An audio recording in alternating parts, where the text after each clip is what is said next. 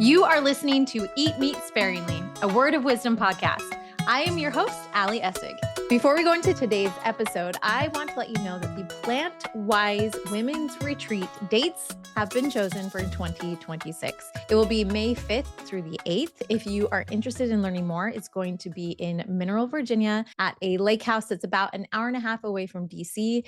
This is our third annual Plant Wise Retreat. The spots go really, really fast. So if you're interested, definitely click on the link that's in the show notes and you can learn more there. It's such a fun time. It's seriously one of my favorite things about working with Plant Wise is having this retreat where we all gather together and talk deeper about plant-based nutrition and mindset and just how to improve our lives in all of the ways. It's awesome. Okay, so for today's episode, we're going to talk about when food becomes spiritual, the spirituality of food. I was asked to be interviewed on a spiritual podcast, the Through the Veil podcast, where they highlight spiritual gifts through a faith-based lens. And Elle and Camille were, first of all, their stories are just fascinating, but they asked a lot of really good questions, and it's made me want to go even deeper than what I was able to talk with them about. And it's interesting if you think about it. From the very, very beginning, God placed us in a garden, right? Food isn't just fuel. It really was the first language of love. Here it is, like God said, here's the garden. Every tree, every fruit, it is my gift to you.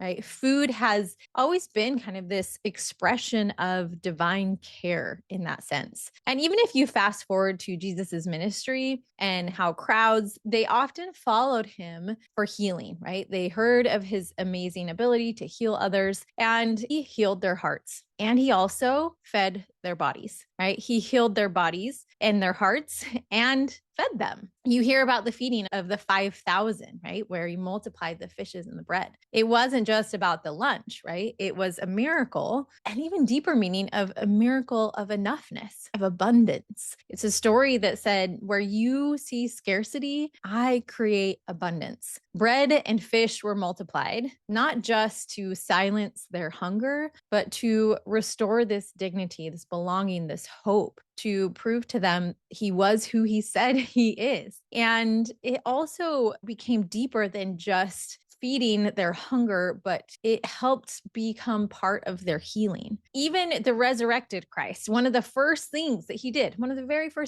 did was to eat with his disciples. He ate with them. He didn't just lecture them and say, like, where were you? Like, why? When he appears on the shore, Christ, like the resurrected Christ is standing on the shore and he's creating food. Like the fire is cracking, the breakfast is sizzling, right? All of this is kind of coming together and the disciples come, they recognize who he is. They jump out of their boats, they swim to him. They're a little confused. They're afraid. They're unsure of their futures. And Jesus isn't there saying, why did you deny me? He's saying, come and eat. And this meal together was more than just the miracle of his resurrection that he could eat. Like, it's amazing. Like, he literally was resurrected completely. He could eat food. It wasn't just a spirit they were seeing, but it also became this meal of forgiveness, this meal of reconnection, and again, about that resurrection, that this really did happen. And it's interesting as well that when you think of the sacrament itself is a covenant that we are making and that we are renewing. And it involves food. It involves food. And the symbolism, obviously there's so much symbolism in that we are taking ourselves, like the name of Christ, into ourselves like food, and it becomes us. But I want to go deeper. I really, really want to go deeper into this idea of how spirituality is connected with food, and even more specifically with the type of food that we eat. And if you look at almost every major religion,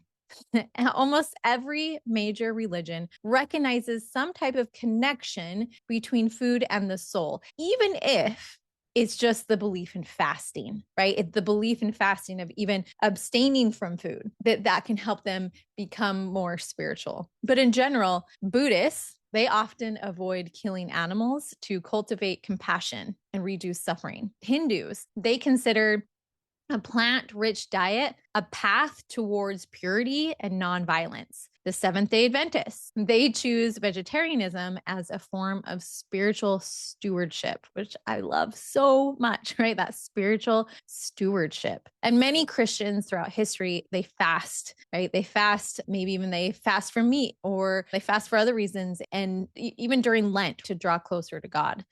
And there's indigenous traditions that honor animals with deep reverence than what we're used to. To them, meat is sacred. It is not casual. It is a very sacred thing. And you've seen different patterns, right? That the Muslims abstain from different types of meat. You've seen in the history that Jews have abstained from things that are kosher. They're more specific about what they choose to put in their body. They make it more holy, which is so fascinating. And across all these cultures, it's that shared belief, is that feeling, that belief that what we eat can awaken us and what we eat can also numb our spirit. And that's really what I want to go into today. What we eat can either awaken us or it can numb our spirit and even hurt our body, which I think is fascinating. And it brings you to the question, does eating meat block our spiritual sensitivity? And if that's the case, why did Jesus eat fish? Like we know that obviously the Buddhists, the Hindus, they're avoiding meat for common compassion. But why did Jesus eat fish? And it's kind of interesting, right? Jesus always chose compassion over cruelty. And it was also a time without factory farming. I think that's really important to understand. This is not our day. This was a time without factory farming where killing and eating an animal was way more intentional. It was way more reverent and way more rare than it is now. We are taught through the word of wisdom that meat should be used sparingly, or possibly even only in times of scarcity, cold, or famine. In fact, I was listening to a podcast about the word of wisdom, which they're actually kind of hard to find, just so you know. And this woman said, if we read the word of wisdom and actually read it, it's pretty much telling us to all be vegetarian or even vegan. I was like, yeah, hello. Yep. That's what I'm trying to tell everyone. Now, it's not required, but it is suggested. And the question is why? Why? And I would like to say that it's not because animals are bad, right? But it's because life is sacred. Life is so sacred. Something happens inside of us when we choose mercy over convenience. And I think it's a beautiful thing when we choose mercy over convenience or even over our taste buds. And if you think about it, like the foods closest to creation often bring us closer to the creator. Plant foods feed our body, right? They heal our gut, they calm our mind, they clear our conscience. I'm going to go into detail about the science of that in just a little bit. But it's not that meat necessarily blocks the spirit. It's that it's heavier, right? That there's a type of energy to meat when you're really willing to look at it. Because a lot of people are like, this is too woo-woo, too crazy. No, but when you're truly willing to look at it, there's an energy to meat, the energy to the life of that animal. And today, because of factory farming, unfortunately, that energy is heavy. It's sad. It's negative. Most of these animals grew up in a factory farm that was terrible. It was a terrible life that they led. They were depressed. They were overcrowded. They were uncomfortable. They were in so much pain. If you think about just chickens, right? The chickens that we're eating, they grow up so fast. So fast. They become like mature adults, and within 6 months, they have breasts that are so big that it often breaks their legs so that we can have these nice, juicy chicken breasts. And they are fed so many antibiotics, and they're often their beaks are cut so that they're not pecking at each other. They have these unnatural lights that burns your eyes. It's so sad. And we just choose to ignore it, but it can't ignore us. I think that when we eat these foods, and that's chicken, that's like the healthiest meat, right?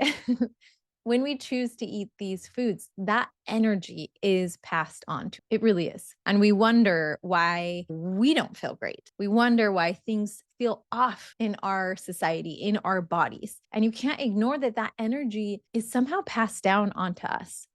Or even cows, they're also an overcrowded, disgusting, manure-filled CAFOs. And they stink, they smell. When you drive by them, you can tell where you are because it's a terrible stench. It's so filthy. It's so gross. They're not fed these beautiful grass-fed diets where you see all these happy cows grazing on the farm. Most of the time, especially like fast food meat, comes from these CAFOs where they're fed soy to get them as fat as possible. And it just, when it's time for them to be killed, even that environment is terrifying. Even the happy grass-fed cows all go to the same place to be killed. And they literally put in a line and they watch other animals killed right in front of them. Like the terror, I'm sure, that is going through their body at that time, the terror that it must feel like and look like at that time cannot be ignored. That energy cannot be ignored, that right as they're killed, that's how they're feeling. And then somehow maybe ignoring that isn't passed down to us in some way. It's interesting, right? It's really interesting. And even pigs that are incredibly social creatures. They are smarter than most 3-year-olds. If pigs didn't have hooves, if they actually had hands, they could sign. They could learn sign language. They're smart, they're curious, they're playful, and we stick them in small confined spaces like these female pigs, sows, when they're in gestational crates, which is most of their lives, they cannot even turn around. Cannot even turn around. How miserable would you be? How terrible. And they bang their heads against the walls, like they're bored out of their mind. They'll even bite their own tails if they can reach them. And so a lot of times they have to cut them off because of that. It's horrible. And granted, I'm not a farmer. These are stories that I've seen in documentaries. These are things that I've read about. So I don't have personal experience. And I'm sure there are more humane farms out there for sure. No question. But for the most part, this is the most of the meat that we're eating. I've just chosen not to be blind about it. I've chosen to learn about it, to not just turn a blind eye and eat it because it tastes good. Bacon is delicious. I get it. But again, you can't ignore that somehow that energy is probably passed down onto us. And that ignores even just the health effects of these types of foods, which I'll go into more in just a little bit. But I do want to say what I have found, that a simpler plate, like a simpler plant-based plate, actually really helps you have a quieter mind and a more sensitive heart. That you're more open to the spirit. You have a quieter mind because it's usually filled with fiber. So you're full and you're not just frantic, right? With processed foods. Cause I could even go into the whole processed food industry and how it's like these empty calories. It's just like trying to fill yourself from a bucket with holes in it, right? Like you can never feel satiated because of all of these empty calories. And when you think of the Holy Ghost doesn't shout, it whispers. It whispers. And sometimes our lives can be too loud, and the food that we're eating can be too loud. The cravings can be too loud. The food noise that we talk about, and with all the recent medications, how it turns off that food noise, because whether you realize it or not, it's always going on in the back of our head, depending on the type of food we're choosing to eat. And so it's interesting to look at Christ's life, right? The table of Christ. We know that Jesus flipped tables in the temples. He was like, what? Nope, this is not what was supposed to be intended. And I often think, would he do that now, today? Would he flip our tables if he saw what we were eating at our church potlucks and be like, guys,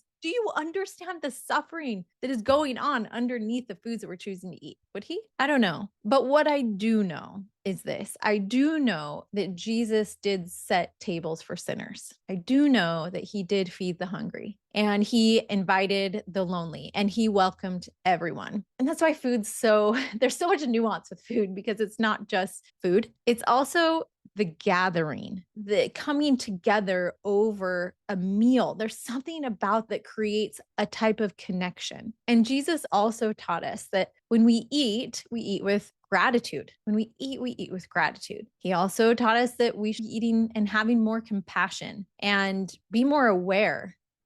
And in that sense, and how he chose to eat with a diversity of people, food becomes worship. It becomes a way of how we show what we believe, that we choose kindness, and not just kindness in the food we're eating, but in each other, in the humans, in the human beings we're eating with, and to choose kindness with them, openness, inclusivity, welcome them in, which also can be hard when you choose to be vegan, right? Sometimes we have a lot of harsh words to say to each other or other people who aren't as compassionate as us in their food choices. And that's not what Jesus would do. Heck no. He would say, yes, you meat eater over there. Come here, come at my table. Let me show you some delicious Wisconsin cauliflower soup that is made from nutritional yeast and cashews instead of dairy. I think that's what you do.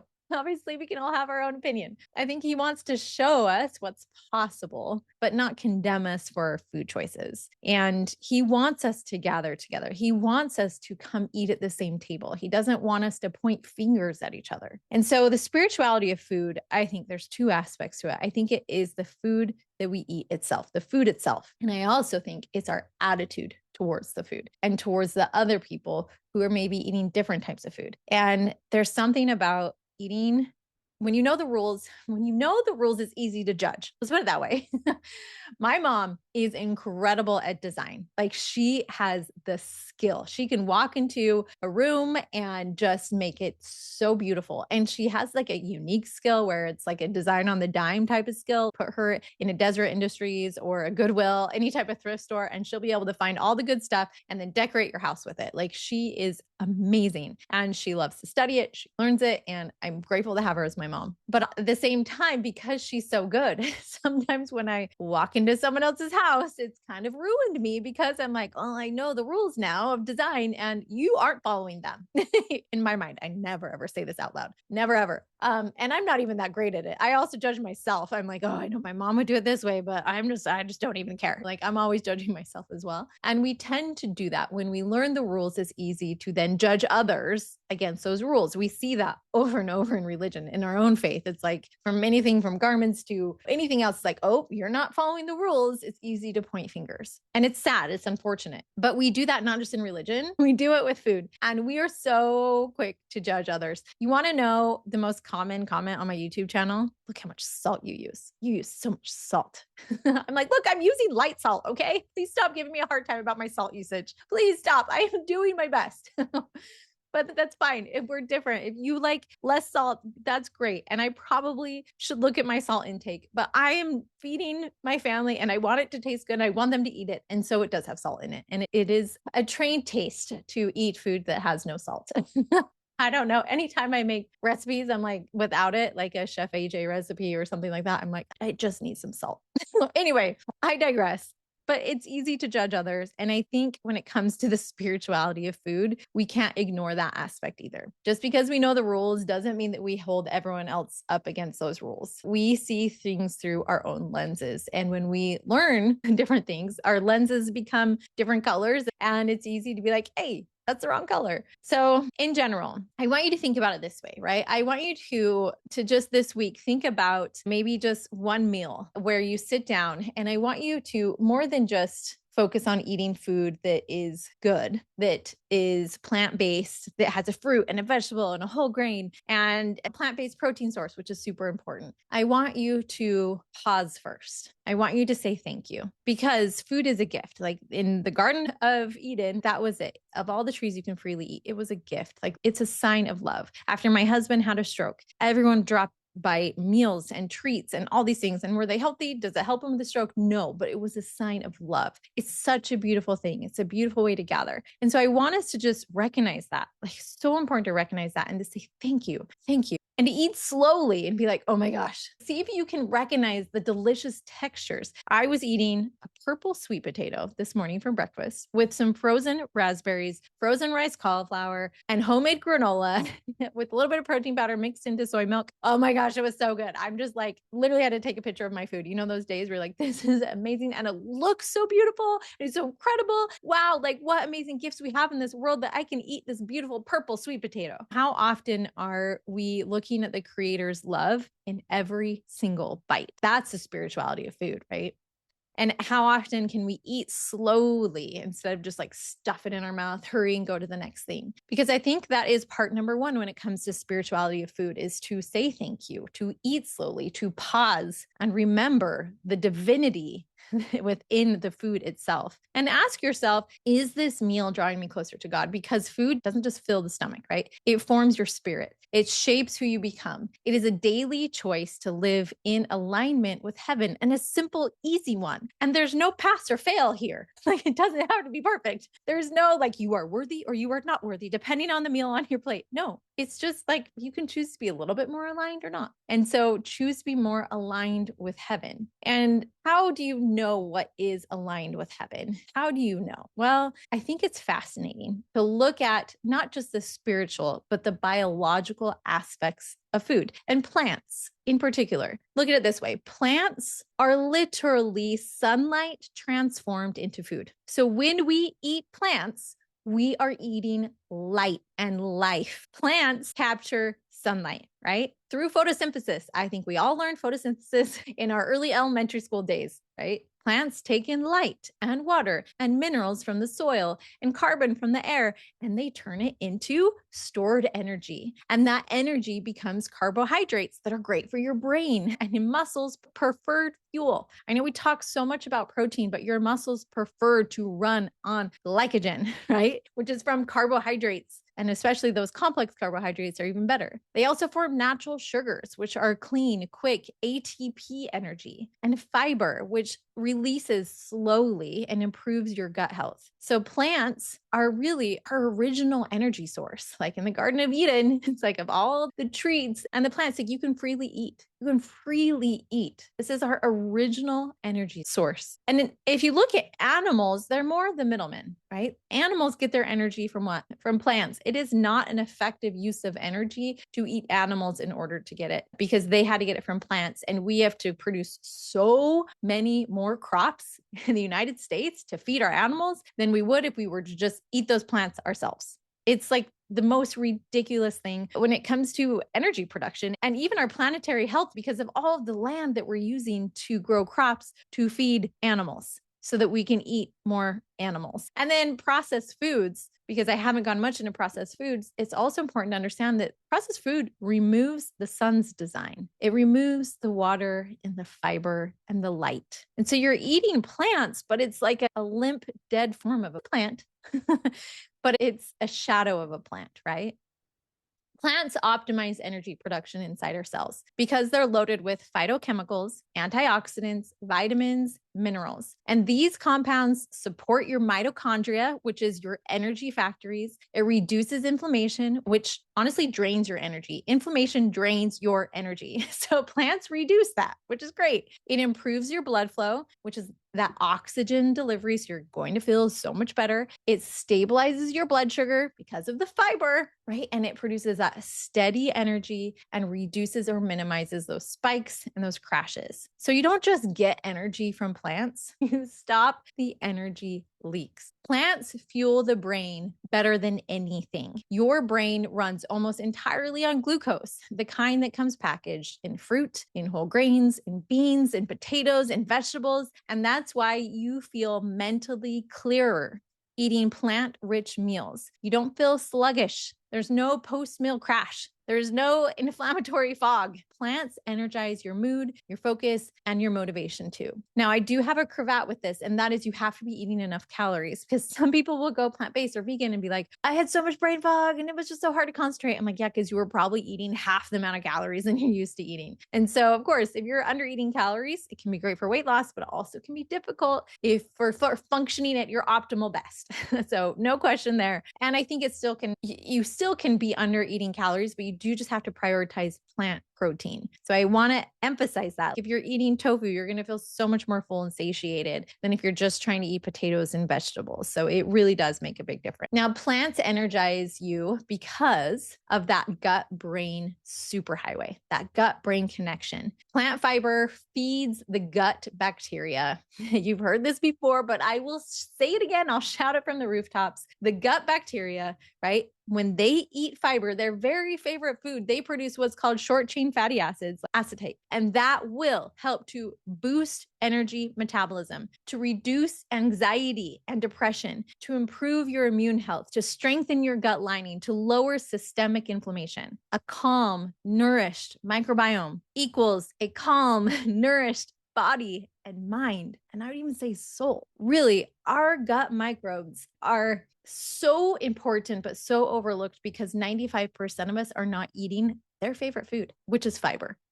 And when you feed your gut microbes, they feed you back. They serve you back even more. Kind of like Jesus, kind of like God, right? Like when you give it a little, it gives you a lot. Like you can never make up for it. And that's how it is with fiber. Those gut microbes love fiber so much. They produce those short chain fatty acids that just benefit you in all the ways. And energy isn't just physical, it's emotional. And I think we ignore that 90% of the serotonin in our body is produced in our gut. Food is emotional. And if you're not okay, why are we not addressing maybe the fiber deficiency that's going on? Plants energize us spiritually. Many spiritual traditions believe that the closer food is to the source of life, the more life it brings to us. The closer food is to the source of life, the more life brings to us. Plants grow upward towards the light. They require no death to nourish us. Plants literally symbolize vitality, renewal, abundance, mercy, spirituality. They're reaching towards the light. The symbolism of that is beautiful. And there's a reason Adam and Eve began in a garden. There's a reason that the tree of life is a tree. And there's a reason that so many religions fast from meat or step away from meat in order to draw closer to God. Eating plants feels spiritually lighter because you're consuming growth and not suffering. You will feel that clean cellular energy when you eat more plants. You will feel that steady brain energy when you eat more plants. And you will feel that emotional and spiritual energy when you eat more plants. You will become more sensitive to so many things because you become more intuitive to your body and what feels good and what doesn't feel good. It like ruins you in the best way. When you go plant-based, you're like, now I'm actually a little bit more sensitive. And it really is amazing. Plants carry the breath of creation in them, right? And they pass that energy on to us. There's a lot of spirituality and high vibration when it comes to eating plants. And it's hard not to ignore. And a lot of people say, but animals, like it's a whole plant food. What's wrong with eating animals? And really, I just want to clarify that when we cook animal tissues at high temperature, like grilling, pan frying, broiling, smoking, we're not just heating the food, we're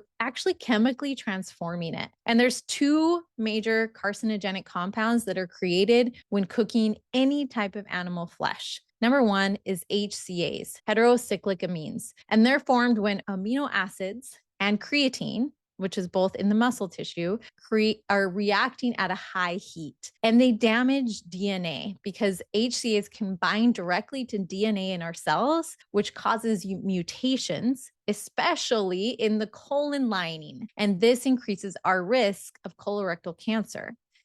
And where they show up most is in grilled steak, in pan fried chicken, in charred meats, in blackened crusts, or even just browning, right? Like the more brown the meat is, or the more processed the meat is, like sausage and bacon and beef jerky and all of those things that are just so common that we overlook it. The second thing is PAHs. They're polycyclic aromatic hydrocarbons. And they are formed when fat drips and burns. It creates a smoke, right? And that smoke rises, and the smoke will then coat the meat. And they damage DNA, cause DNA adducts, which are chunks of genetic code that get broken or miscopied, and cells turn cancerous during repair. And this shows up most in smoked meats, in flame grilled burgers and barbecues, anything with char marks, anything that has that smoke flavor, right? It all comes with this downside. And this matters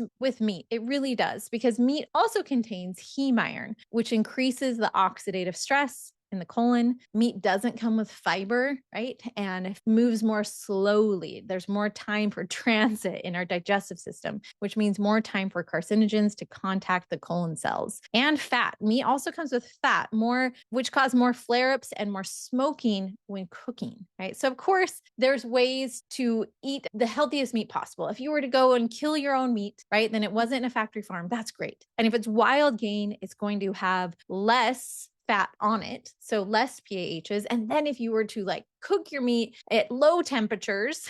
So it's not producing these carcinogens at high temperatures. That's probably the best form of eating meat, right? No question, but it still will have heme iron, and there's still going to be a lack of fiber, and there's still going to be other issues, because even if you're marinating your meat with like rosemary or sage or these other things, to other spices like turmeric or even pepper, it's going to protect the meat from forming as many carcinogens, but it still will form. Now, plants, they don't have creatine. There's minimal heme iron. There's high antioxidants that protect your DNA. They don't harm your DNA. And the fiber removes toxins faster. And that's why even burnt toast is not the same thing as burnt bacon in terms of cancer risk. There's so much more risk of cancer in just eating meat. Those high heat temperatures transform animal protein and fats into DNA damaging chemicals that your colon has to deal with. And plants don't produce the same carcinogens. You can always reduce the risk by eating soups or stews on lower heat cooking, marinating your meat in those plants, those spices, which have antioxidants, which decrease the HCA formation, making sure you trim out the charred bits, eat your meat with cruciferous vegetables, right? Because that's always going to boost the detox pathways, or just eat meat sparingly or not at all. And so again, I just want to invite you. The purpose of this episode is to let you know that there is a spirituality that is connected to the food that we choose to eat. This is an invitation, not a line to draw to say you are worthy or you're not worthy, you are good or you are bad. Like, we are dropping those labels completely. This is just an invitation. This is just to invite you to feel lighter, to feel brighter, to be more sensitive to the spirit, to the whisperings of the spirit as you choose the type of foods that give you a fighting chance to hear that intuition, because it's small and it's subtle. And when you eat less meat and more plants, you're just giving your body a fighting chance in every way possible. Literally, for long-term health, to minimize chronic disease, to improve your spirituality. It's a really cool thing. And I just encourage you, maybe in your free time, to watch or learn more about factory farming and the lives that these animals had to go through, and to just be open to understanding and learning more, and be open to being a little bit more compassionate. And for those of you who are already eating this way, I want to inspire you and encourage you to drop the judgment of others. Just because we know the rules doesn't mean that we need to measure everyone else by them. We all have room for improvement, including me, who needs to eat less salt. So no one's perfect. Let's not judge others either, because that's not helping our spirituality in any way. All right, guys, I hope you have a fantastic week, and I will see you next time. Thank you for listening to Eat Meat Sparingly, a Word of Wisdom podcast. I'm your host, Ali Essig. And if you need more help and support with transitioning to eating more plants so you can lose weight and improve your gut health and just reduce your risk of chronic disease, then make sure to check out my PlantWise membership. That's PlantWhys, because I like to teach the why behind eating more plants. But if all you need is just a couple more delicious recipes that feed your family and everyone loves, and not to mention super simple and easy, then make sure to check out my YouTube channel, which is also PlantWhys, PlantWhys. Hope to see you there.